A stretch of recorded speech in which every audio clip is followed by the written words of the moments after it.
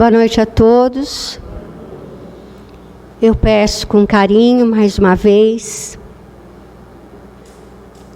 que fechemos os nossos olhos e com muito amor no nosso coração, vamos nos unindo ao nosso mentor querido, nosso anjo guardião. Vamos nos unindo a essa espiritualidade amiga que já se encontra aqui conosco.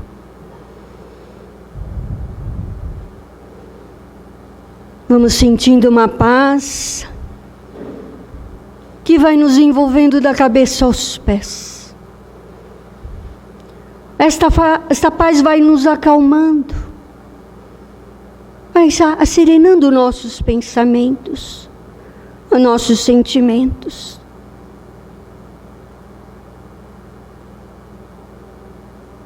Vamos buscando dentro de cada um de nós a energia do amor,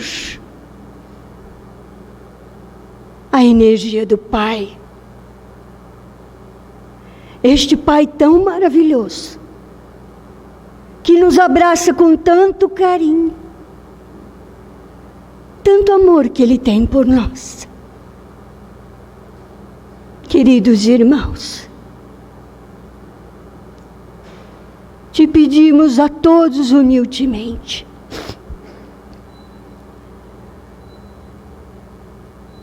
abracem a causa da caridade. Esta irmã tão querida, que a humanidade tanto precisa. Irmãos, a humanidade chora, a humanidade clama por amor. Por favor, vibrem amor. Muitos dos teus irmãos precisam de tuas preces. Esta prece que emana amor. Sintam como a energia do teu planeta está densa, pesada, porque os nossos irmãos choram, os nossos irmãos gritam por fome, por frio, por dor, por incompreensão. Os nossos irmãos choram por estas guerras que não cessam. Por favor, irmãos, é tão simples fazer a caridade. Esta caridade que quando você acorda, agradeça a Deus pela oportunidade da vida, mas também vibre amor para a humanidade que chora. Vibre. Faça uma prece com toda a energia que há dentro de cada um de vocês. Tenham certeza que a espiritualidade amiga vai na casa de cada um de vocês e vai buscar esta energia que vibra e vai colocar no seio de cada um irmão, na casa de cada família que necessita deste amor. Que a tua paz e o amor do Pai esteja com todos vocês. Que assim seja. Então, iniciando a palestra agora, vamos trazer Anderson Candiani Silva, o nosso menino, nosso amigo, trabalhador da casa. Também trabalha no Picelli Fraterno, sobre o comando de uma equipe legal, que coordena as cestas básicas, que não são muito básicas, também alimentos infantis, como os docinhos, que agora vem vindo aí, os brinquedos, foram arrecadados bastante brinquedinhos. Muito obrigada a todos vocês que trouxeram alimentos. leite. Este mês temos 14 famílias. E também temos os nossos trabalhos espirituais, que também é uma caridade enorme. É muito bom fazer amigos espirituais.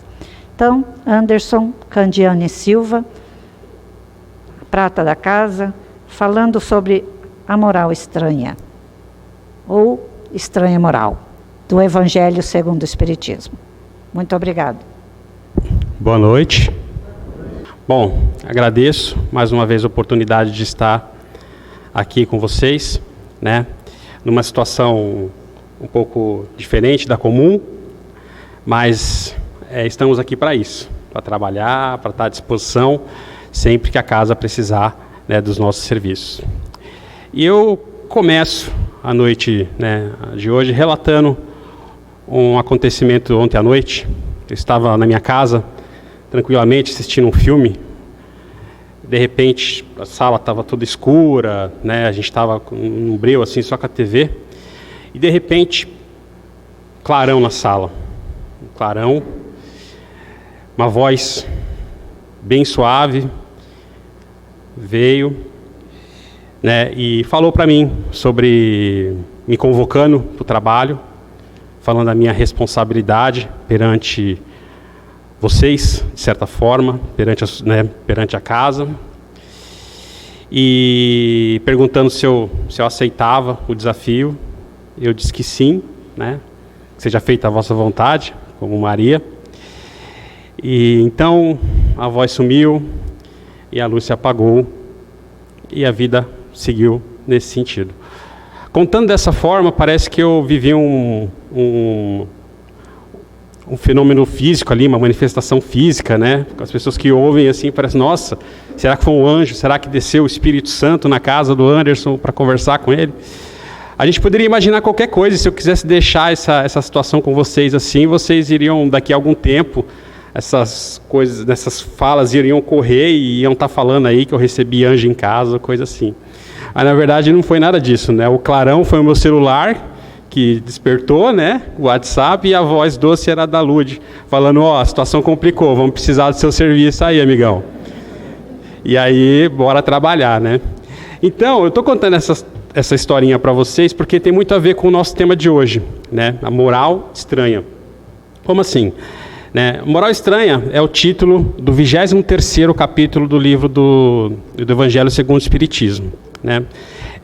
E por que eu escolhi esse tema? Né? Por que eu fiz essa introduçãozinha? Porque é exatamente isso que acontece nesse capítulo em especial, né? A gente vai ter oportunidade agora de, através de algumas falas de Cristo, perceber o real motivo por trás daquilo que ele estava falando, que é um grande problema que a gente tem com a Bíblia, né? A forma com que ela foi, a forma com que a gente pega para ler, a forma com que a gente ali tenta entender, às vezes dificulta a nossa linha de raciocínio devido a algumas palavras que tenham sido mal interpretadas, ou o sentido do que ele falou não foi captado por quem estava escrevendo. E a gente vai discutir agora aqui mais ou menos alguns trechos, algumas situações relacionadas a isso, né? Então, nós estamos tendo a oportunidade de viver um dos momentos históricos que está lá na Bíblia. Para quem não sabe ainda, e para quem não teve a oportunidade ainda de estudar um pouco, né, eu falo do Consolador prometido por Jesus. Né? Jesus fala ali para os seus discípulos, né, que enviaria o Consolador prometido, e que o Consolador falaria para a gente, relembraria o que Jesus falou e falaria muito mais. E é exatamente essa fase que a gente vive nesse momento, né?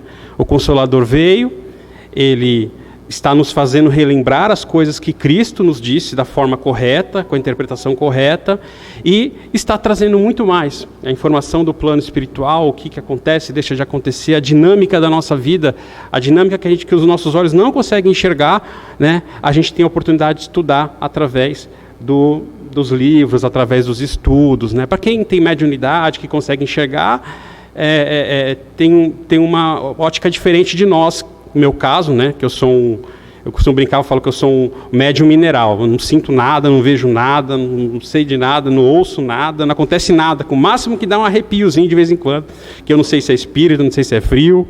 Mas, enfim, os livros vêm para dar esse suporte para pessoas que nem eu, que ainda não desenvolveu, ainda não sabe muito bem o que vai fazer nesse sentido aí, né? Então, para a gente começar a entender todo esse processo e entrar de fato no que a gente veio falar, né, hoje, é interessante a gente entender, né, para entender o que Jesus falava, o que está escrito na Bíblia, alguns pontos que vale a pena a gente estar observando, alguns pontos que a gente tem que levar em consideração quando a gente pegar a Bíblia ou quando a gente for pegar o Evangelho, né? O Evangelho nem tanto, porque ele já é mais simplista, ele já vem com algumas explicações, mas caso a gente tenha oportunidade ou ouça, né, ou pegue na nossa casa, às vezes, conversas, né, sobre religião, falar, mas na Bíblia está escrito isso e está escrito aquilo, pelo menos a gente tem uma linha de raciocínio com relação a isso, né? Então, quando a gente pegar uma Bíblia, a Bíblia em si, a Bíblia Sagrada, abrir ela para ler algum trecho ou buscar alguma informação, nós temos que levar algumas coisas em consideração. Uma delas é contextualizar o que aquele momento, né? Em que contexto foi escrito aquilo, né?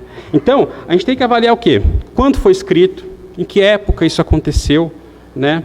Como é que era aquele momento da sociedade, qual era a cultura daquela sociedade em si, porque isso interfere na nossa linha de raciocínio, né? Estamos pegando uma coisa que foi escrita há quase 2000 anos atrás, alguma coisa nesse sentido, né? Para os dias de hoje, a forma com que a gente vive é bem diferente do que eles viviam naquela época. A gente tem que entender também por que foi escrito, por que a pessoa pegou, ela resolveu escrever aquele material, ela resolveu registrar aquilo de alguma forma. É interessante, porque algum motivo ela teve para parar, sentar. A leitura, as escrituras não era uma coisa comum, como é hoje em dia. Então, foi uma pessoa sábia, uma pessoa inteligente que resolveu sentar e escrever aquele material. Para quem foi escrito? Por que a pessoa que sentou, escreveu, e ela escreveu para quem? Qual era o intuito dela em registrar aquelas informações?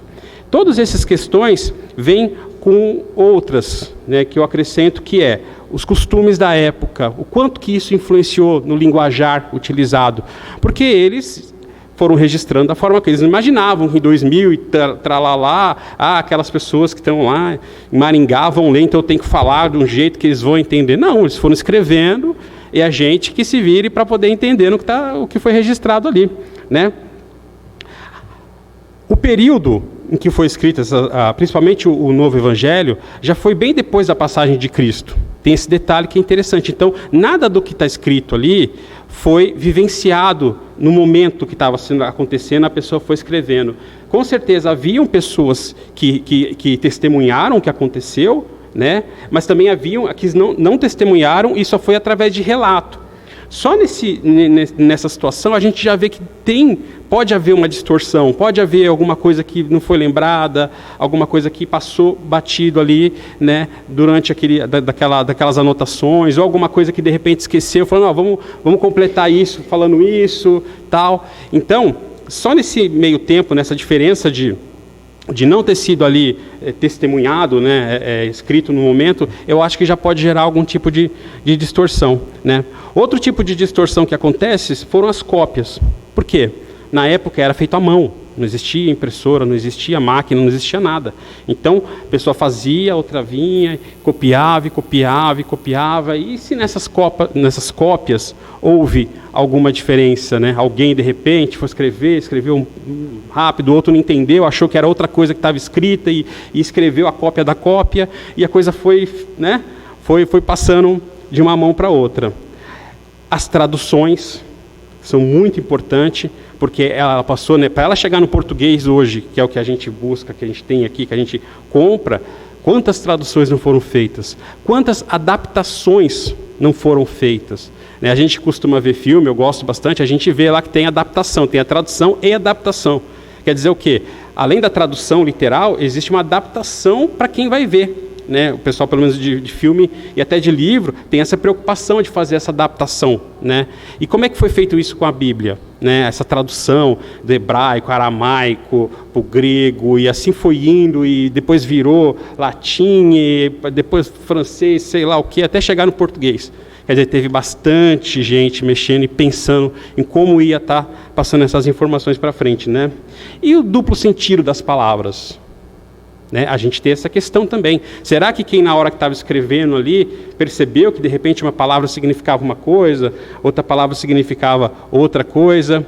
E o sentido figurado das palavras, que tem essa outra questão também. Eu vou fazer uma brincadeirinha com vocês aqui rápido, para a gente entender um pouco dessa questão de como que uma palavra diferente pode mudar o sentido de uma frase. Apenas uma palavra muda todo o sentido.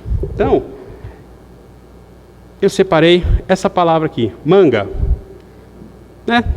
Manga simples do nosso cotidiano.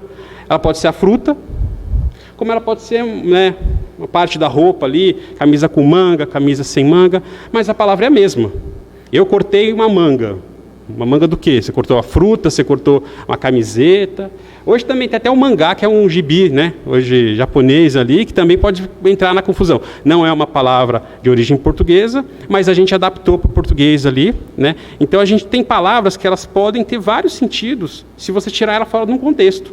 Ela fica meio que vazia, né? Então, para continuar a brincadeirinha aqui, eu separei umas frasezinhas para a gente tentar entender o que está querendo dizer, né? Por exemplo, ó, se o pato perder uma pata, ele fica manco ou viúvo? E aí, o que vocês acham? Se ele perdeu a pata, ele vai ficar viúvo, vai ficar manco? Quer dizer, depende da pata, né? Foi a pata, foi a companheira dele ali, né? Essa daqui também, ó. O cachorro do meu marido nunca me obedece. E aí, estamos falando de quem, né? Cachorro do marido. Então, dependendo da forma com que do que a palavra é colocada num contexto, ela pode mudar o sentido da palavra, né? Então, acreditamos, e o Evangelho segundo o Espiritismo, no capítulo 23, nos vem trazer esse tipo de informação. O que Jesus pode ter falado em determinados momentos que pareceu estranho? Temos que lembrar também que Jesus não era o Messias que estavam esperando naquela época, não. Vou deixar isso bem claro para vocês aqui. Eles esperavam um rei poderoso, um cara que ia impor a espada, uma pessoa que ia pegar as leis mosaicas e trabalhar em cima delas e queria liderar o povo, que não tem essa de amor. Na época, não, né, amar o próximo, nada disso existia. Era guerra, era imposição. Então eles estavam esperando um Messias que viesse para a guerra, que viesse se impor de verdade. E não foi nada disso que eles encontraram. Eles encontraram um Jesus meigo, um Jesus do amor ao próximo, tentando unir. Não vamos ficar nessa, os bens materiais não interessam, ou coisa assim. E isso, assim, foi, para aquela época, foi uma coisa, pô, esse cara não é o Messias, não. Imagina esse cara falando esse monte de coisa aí. O Messias é outro, não é esse daí não, esse cara é louco. Essa era a ideia, mais ou menos, que começou, tanto que crucificamos o cara, né? Então, tipo, ninguém botou muita fé. E, na verdade, assim, se a gente for pensar em nós naquela época, não vai ser muito diferente, talvez. Vamos pensar no Espiritismo como referência de hoje em dia. Quem é que bota fé nas coisas que a gente fala? Quem é que acredita, que leva muito a sério? Sinceramente falando, são poucos. Quando eu falo de reencarnação, quando eu falo de comunicação, as pessoas ficam rindo da minha cara. Tipo, não acredito muito nisso, não tem medo, né? Ou tudo isso é obra do demônio. Se você fala com alguém, você está falando com o demônio lá. Você não está falando com a sua avó, você não está falando com o seu tio.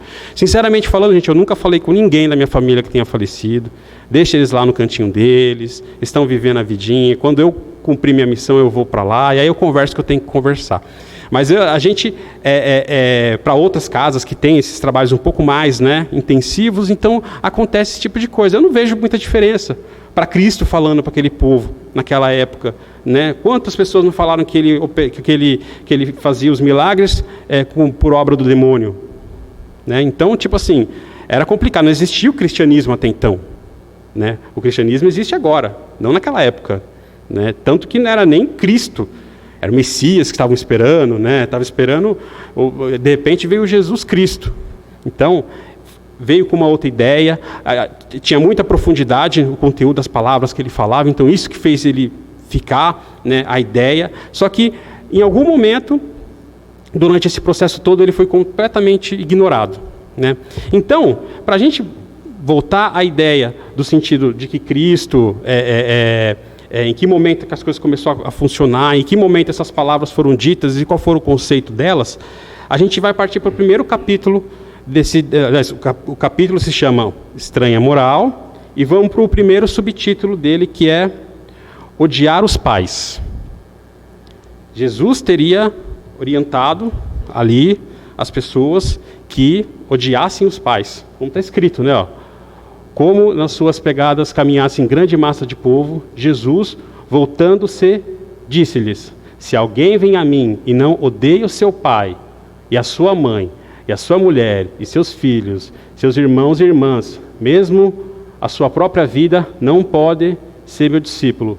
E quem quer que não carregue sua cruz e me siga, não pode ser meu discípulo. Assim, aqueles dentre vós que não renunciar a tudo que tem, não pode ser meu discípulo. Aqui embaixo é muito parecido, só que com uma outra versão. Aquele que ama seu pai e sua mãe mais do que a mim, de mim não é digno. Aquele que ama seu filho e sua filha mais do que a mim, também não é digno. Então, Jesus, para uma leitura literal, vai estar vendo aqui que ele, se quiser seguir ele, vai ter que odiar o pai, a mãe, Deus, o mundo, todo mundo, os filhos, a vida, vai ter que odiar tudo. Vai ter que ser um revoltado da vida para poder seguir ele. Obviamente que ele, não foi isso que ele disse para aquela massa que estava caminhando com ele. Não foi isso que foi falado naquele momento. Só que foi dessa forma que chegou até a gente. Tanto que embaixo em Mateus, isso de certa forma é corrigido. A fala é a mesma. Eu não posso dizer para vocês se foi ambos falando de um mesmo momento, né, que os dois tivessem testemunhado um mesmo momento e dado a sua interpretação de cada situação. Porém, um fala em, né, o grau de comparação de amor ao pai e à mãe, e o outro fala de odiar. São coisas diferentes. Então, por que é dessa forma? Por que existe esse tipo de situação? Porque a forma com que foi traduzido é o problema, né? A gente pega o Evangelho, segundo o Espiritismo, e a gente tem no capítulo 9, amar ao próximo como a si mesmo. Um capítulo inteiro falando de como você deve amar ao próximo. No capítulo 12, tem amai vossos inimigos. Ali Jesus explica que o amor que ele pede com os nossos inimigos não é aquele amor que a gente tem pelos filhos, é um amor de compaixão. É um amor de respeito, um amor de entender que aquele ser humano pode ser que esteja uns graus atrás da gente ali e que ele vai chegar, um irmão nosso. E a gente tem também no capítulo 14, né, honrai o vosso pai e a vossa mãe. Por que Jesus iria ter vários capítulos falando de como amar e sobre amor e depois iria ali falar de odiar os pais? Acaba não fazendo tanto sentido assim. Então, a explicação mais lógica por trás disso é que nessa fala aqui, Jesus está se referindo, né, ao fato de que, assim, olha, temos que amar a Deus sobre todas as coisas, né? Mas isso não quer dizer que a gente não deva amar as pessoas. Isso não quer dizer que a gente não deva ter o carinho e a compreensão, né, e o carinho com o próximo e a compaixão. Né? Até porque Jesus ele entendia já essa questão do desencarne, de que você reencontra as pessoas que você ama na outra vida. Só que as pessoas daquela época não entendiam isso. Então, para que ele ia falar de reencarnação? Né? Ele até falou, mas de uma forma para alguns e de uma forma mais figurativa para outras. Né? Mas o que dá o sentido diferente essa palavra aí, o que dá um sentido diferente a essa frase é a palavra... Cadê a palavrinha? Odiar, odeia. Isso foi traduzido errado, essa palavra aqui. Ela é uma palavra que no seu original, ela tem o seguinte, não é a pronúncia, é como se lê ela, né? Que é uma palavra chamada non odite, que é amar menos. Essa é a tradução que deveria ter sido feita aqui. Então, se você pegar esse trecho e você colocar amar menos, a gente vai perceber que é muito diferente de odiar, né? São graus diferentes ali. Ódio é ódio, amar menos é outra questão. É a ideia de que temos que amar mais a Deus, né, sobre todas as coisas, e as pessoas como a nós mesmos. Essa era a ideia que Jesus queria nos passar durante esse processo aqui. E outra coisa que é interessante, a gente sempre tem, ele falou, uma coisa que é muito importante considerar, é que assim, em que momento que Jesus falava determinadas coisas? Porque às vezes ele falava para o público, para as pessoas que estavam ali vendo ele falar, centenas, ou seja lá quantas forem, e às vezes ele falava mais direcionado. Falava para os apóstolos, falava para alguém, uma conversa mais particular. E Jesus conhecia o íntimo de cada pessoa com quem ele se comunicava. A gente vai entender isso mais para frente. Então, essas diferenças de forma de se comunicar nos leva a entender que Jesus, em momentos, falavam de um jeito e em outros momentos falavam de forma diferente, direcionado para uma pessoa. Então, o que a gente lê de Cristo, a gente pode usar como exemplo, sim, óbvio, mas ele às vezes direcionava para aquela pessoa com quem ele está falando, algo voltado para aquela pessoa, e às vezes ele está falando mais no sentido geral. Aqui, o começo, né, Lucas fez questão de falar que, olha, uma grande massa caminhava com Jesus, então não era só os apóstolos, eram várias pessoas, então ele falou aquilo no sentido geral. Ó, vocês querem me acompanhar, vocês têm que amar a Deus sobre todas as coisas, e a vocês, da mesma forma que se amam ali e tal. Então, quando trocaram essa situação, quando colocaram esse odeia, ficou uma coisa esquisita. Jesus nunca falaria em ódio, odiar o pai, principalmente o pai e a mãe, o núcleo familiar que é tão importante, tão difundido nas casas espíritas, a importância da família. Então, nesse primeiro capítulo, é essa a ideia que ele quer passar, né? Não é a ideia de que para seguir ele você precisa odiar o pai, odiar a mãe e ser um revoltado da vida. Não, nada disso. É questão de que Deus está acima de tudo e é dessa forma que a gente tem que seguir o barco. Aqui é outro subtítulo, né, chamado abandonar pai, mãe, no caso é mães, né, e filhos. Gente, se tiver algum erro de português aqui, eu peço desculpa para vocês, eu tive que preparar tudo tão rápido que eu não pude corrigir, verificar, então se tiver alguma coisinha, aqui eu sei que é mães, tá? Pai está no singular, mas mães estava no plural. Aquele que houver deixado em meu nome sua casa, seus irmãos ou suas irmãs, ou seu pai, ou sua mãe, ou sua mulher, ou seus filhos, ou suas terras, receberá o centúplo de tudo isso e terá por herança a vida eterna. Então, disse-lhe Pedro, quanto a nós, vês que tudo deixamos e te seguimos. Jesus lhe observou, digo-vos, em verdade, que ninguém deixará pelo reino de Deus sua casa, ou seu pai, ou sua mãe, ou seus irmãos, ou sua mulher, ou seus filhos, que não receberá já neste mundo, muito mais, e nos séculos vindouros, a vida eterna. Disse-lhe outro, Senhor, eu te seguirei, mas permita-me que antes disponha do que tenho em minha casa. Jesus lhe respondeu, quem quer que tendo posto a mão na jarrua, olha para trás, não está apto para entrar no reino de Deus. Essa segunda parte, né, Jesus está direcionando, ele se direciona aos apóstolos. Como assim? Jesus está pedindo para as pessoas abandonarem sua casa e abandonar tudo? Não, não é isso. Aqui, vamos contextualizar a situação. Jesus estava preparando um grupo de apóstolos para seguir o seu trabalho, para que pudesse levar a palavra dele para mais lugares, né? Ele ensinaria aqueles e aquele grupo iria se multiplicando. Porém, como que eles fariam essas viagens? Era tudo a pé, era tudo com um burrinho, aí, uma carroça no máximo. Então essas pessoas acabariam passando muito tempo fora de casa, muito tempo, né? Iriam viajar por semanas, talvez meses ou até anos. Né, eles não tinham como ir e voltar várias vezes. Então eles iam, ficavam uma boa temporada fora, né, e aí depois voltavam depois de um tempo e ia fazendo esse ciclo por várias e várias vezes. Então a ideia aqui é uma mensagem passada diretamente ali para os apóstolos, falando, gente, ó, eu estou preparando vocês, só que vocês têm que estar cientes de que vocês vão precisar se ausentar. Né? Não se prenderem a pai, mãe, família em geral, porque vocês vão estar no mundão aí levando a palavra de Deus. Essa é a missão de vocês.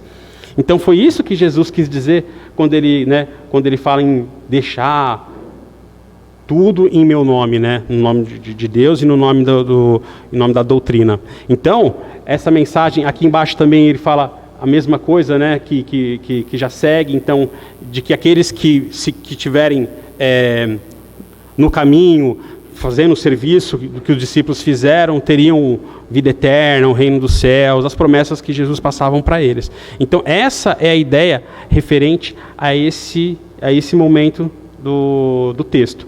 Porque se a gente observar, se a gente ler ao pé da letra, a gente vai estranhar o que está escrito ali, né? Abandonar a casa, largar tudo, ou coisa assim, acaba sendo uma situação meio complicada. E lá no Evangelho, o próprio Alain nos traz uma referência boa. Ele fala assim, não tem os filhos que deixam a família para ir defender a pátria, e aí a família não vê isso com uma certa honraria, não vê isso com um certo prazer ali do filho tá indo, né, soldado, virar um herói, e a filha e o filho que casam, que saem da sua casa e vão viver na casa do marido, vão constituir família.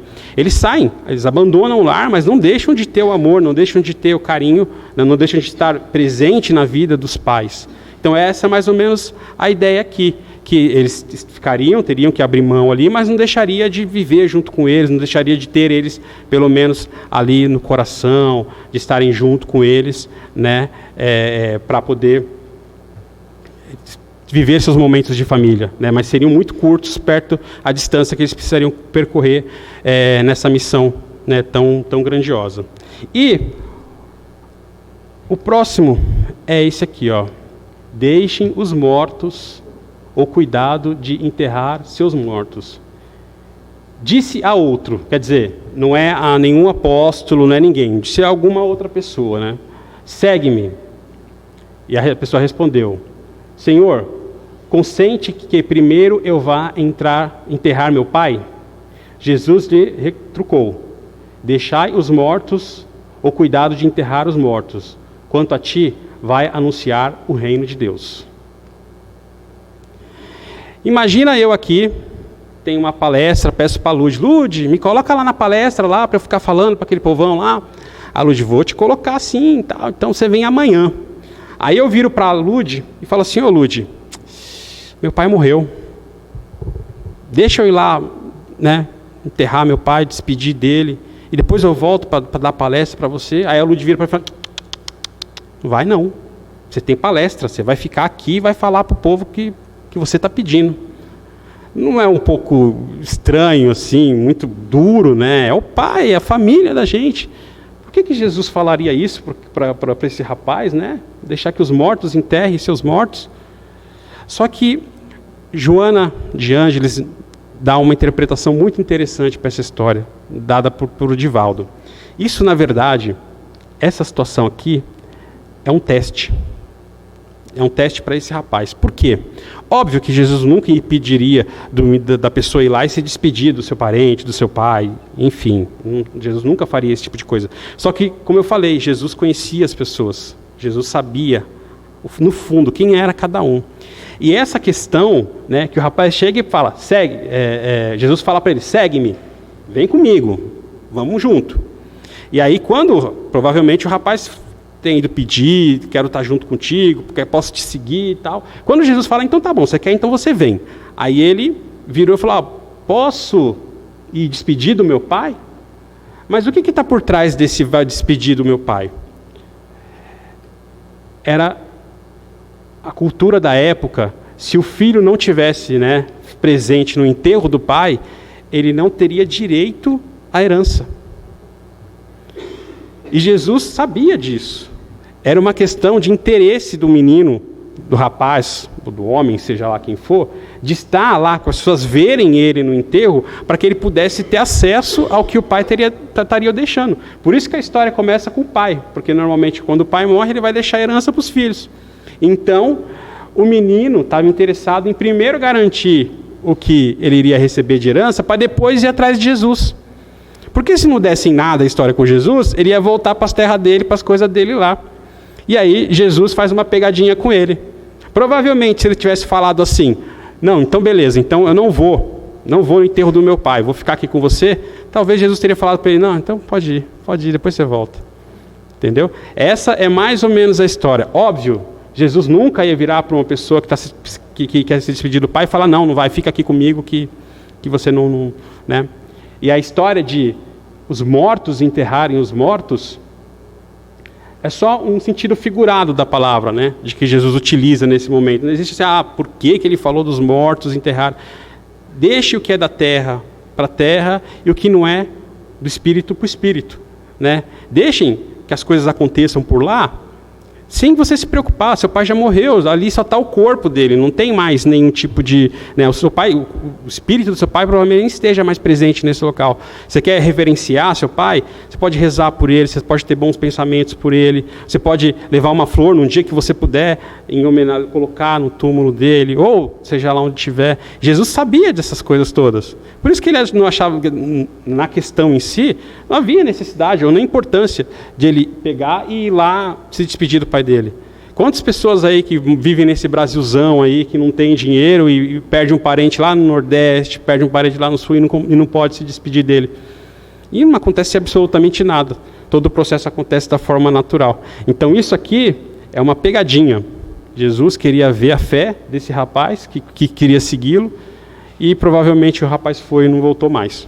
Acho que é mais ou menos isso que aconteceu nesse sentido dessa história aí. Mas a última, não menos importante, é essa daqui. Não vim trazer a paz, mas a divisão. Palavras de Jesus. Não penseis que eu tenha vindo trazer a paz à terra. Não vim trazer a paz, mas a espada. Porquanto vim separar o seu pai, o filho, de sua mãe, a filha, de sua sogra, a nora, o homem terá por inimigo os que de sua própria casa. Vim para lançar o fogo à terra, e que o que desejo, senão, é que ele se acenda. Quer dizer, nesse pequeno trecho aqui, é aquela história das pessoas que, né, vamos usar como exemplo, colocar fogo na mata, né, para limpar o terreno lá e para poder fazer um novo plantio. É mais ou menos nesse sentido ali que Jesus veio para botar fogo na mata e queria que o fogo pegasse mesmo, né, para resolver. Tenho de ser batizado com um batismo, e quando me sinto desejoso de que isso se cumpra. Julgais que tenho vindo trazer a paz à terra? Não, eu vos afirmo ao contrário. Vim trazer a divisão, pois, doravante, se acharem numa casa 5 pessoas, estarão elas divididas umas contra as outras, 3 contra 2 e 2 contra 3. O pai estará em divisão com o filho e o filho com o pai, a mãe com a filha e a filha com a mãe, a sogra com a nora e a nora com a sogra. E aí? O que significa isso? O que Jesus quis dizer? Né? Parece que ele veio para botar fogo no circo. Eis a questão de que isso realmente foi falado por ele, pelo menos é atribuído a uma fala de Jesus, e de fato ele realmente falou essas palavras. Isso foi dito. Mas por que ele disse isso? Por que Jesus resolveu, em algum momento da história ali, passar essa informação para frente? Porque ele sabia, né, isso é uma previsão dele, de que muitos iam se voltar contra a sua doutrina. Iriam existir guerras, iriam existir conflitos em seu nome, né, utilizando-se do seu nome ou contra o seu nome. Tudo isso daí, ele veio para preparar aqueles que estavam presentes ali. Né? Falou, gente, eu não vim para destruir a lei, né? Eu vim para acrescentar coisas novas, só que aqueles que estão aqui não vão entender isso, não vão aceitar, porque era totalmente contrário, né? Parecia, na verdade, ser contrário ao que foi falado, mas não era, né? Mas no entendimento geral era contrário às leis que regiam a região naquela época. Então ele veio falar, olha gente, isso vai acontecer. A partir do momento que vocês se espalharem essas informações pelo mundo afora, vocês vão ver retaliação, vai vir vários e vários, né, conflitos, e vocês têm que ser forte. Foi isso que ele quis dizer nesse sentido aí. Porque ele realmente precisava, era a hora de vir o Cristo, e aí a gente falando das questões que envolvem a transição planetária, era a hora do Cristo trazer a sua doutrina e começar a implantar aos poucos ali, colocar semente, que foi o que ele fez naquela época. Colocou ali a semente e ela foi germinando, e conforme ela ia germinando, né, começou a combater, começou a ter uma série de contraposição àquilo que ele estava falando, e ele se foi e ficaram os apóstolos, e mais ou menos ali depois que ele se foi, depois que os apóstolos, entre aspas, também começaram a partir, começou a repressão forte de verdade, as questões que envolviam o cristianismo naquela época, Vocês acham que eles ficavam assim num lugar bonito que nem esse aqui, com ar-condicionado, todo mundo tranquilo, falando que é cristão, andando com correntinha para lá e para cá? Não era assim, não. Não podia ser pego, né, falando de Cristo. Não podia ser. Um cristão era morte naquela época. Eles se reuniam em tumbas, como se nós, em vez de estar aqui, estivesse lá no cemitério municipal, lá escondido debaixo de algum canto lá, para poder falar dos ensinamentos de Jesus. Né? E hoje a gente tem tudo à nossa disposição. Óbvio, os tempos são outros. Não é mais um tempo de implantação, é um tempo de compreensão. É um tempo de que eles que fizeram o trabalho mais pesado por nós, agora é hora da gente começar a pegar tudo isso, transformar o nosso íntimo, transformar o nosso ser, para a gente continuar o trabalho pesado que eles tiveram lá. A transição passa por todo esse processo. Né? Cristo, ele nunca ia trazer a desordem, a desunião, de forma alguma. Estamos falando de um ser, né, o mais puro e o mais evoluído que passou por esse nosso planeta aqui.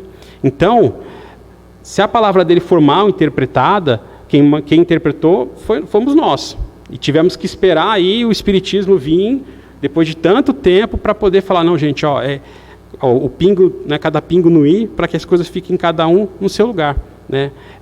Tem um trecho que fala no Evangelho mesmo, né, que isso foi como se fosse um remédio, né? Aquele remédio que, para curar, ele primeiro provoca, né, uma reação no corpo. Né? Os remédios normalmente são desse jeito, eles provocam uma reação no corpo, uma reação sadia, para que o corpo reaja e consiga ali vencer aquela doença. Então, nesse sentido, nessa forma, depois de todo esse processo, e se a gente for observar, teve as cruzadas aí, há quanto tempo atrás, né? Talvez nós estivéssemos ali também participando desse processo todo. Não é à toa, talvez, que estejamos aqui hoje buscando Deus, buscando Cristo, buscando um fortalecimento interior, né? Mas porque foi mal interpretado, porque as coisas foram mal ditas naquela época, né? Então, o Espiritismo vem como Consolador prometido, nos trazendo uns esclarecimentos sobre tudo isso daí, né? Não só o Evangelho segundo o Espiritismo, mas as obras de Chico, as obras do Divaldo e outros, entre tantos, né? Ivone, enfim, se fosse falar aqui, ia ter que ficar falando um maior tempão, trazendo esses esclarecimentos sobre toda essa questão. Tá? Gente, esse foi o material que eu pude trazer para vocês hoje, para cobrir esse buraco aí que ficou, né? E eu tenho um desafio, agora eu vou ver minha popularidade, Lud, vou descobrir a minha popularidade aqui na casa. Semana que vem é minha palestra oficialmente, que está no dia certinho, dia 2, eu vou falar sobre Maria de Nazaré, eu vou dar uma perspectiva diferente sobre essa figura iluminada. Vai ser uma palestra que eu estou há um mês trabalhando em cima dela, tanto que eu nem quis trazer hoje, exatamente para não estragar aquele detalhe final. Então, se semana que vem, Lud, a casa estiver vazia, o problema sou eu, só pode ser. Não tem jeito, não. Tá bom, gente, muito obrigado pela atenção e boa semana para todo mundo.